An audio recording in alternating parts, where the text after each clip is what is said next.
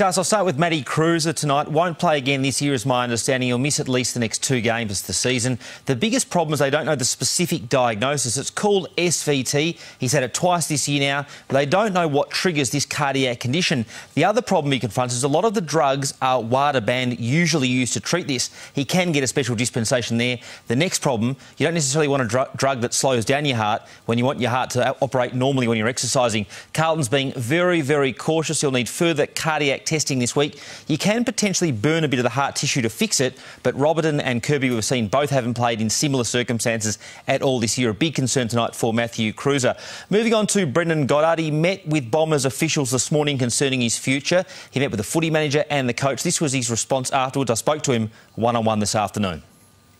We're all on the same page. We had a really good discussion, so there's no real updates. Is that we're all on the same page and it was a positive talk. Concentrating on making finals, perhaps. Correct. Thanks, BJ.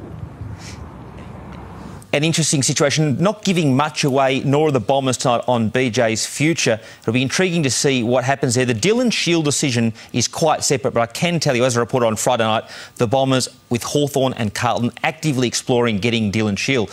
Meantime, obviously, Matthew Nicks tonight, I should mention as well. The Port assistant has agreed, I can tell you, to join the Giants as Leon Cameron's senior assistant at the end of the year.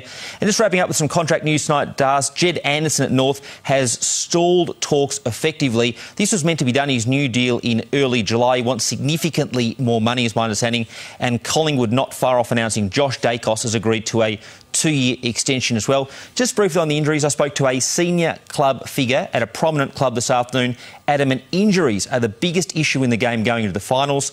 I don't think the AFL or the PA is doing specific investigations on these injuries we've seen lately, but it's very much the view of a lot of clubs now that don't touch the rotations because they're the best players out there playing, and that should be the focus of the AFL, does. Yeah, thank you.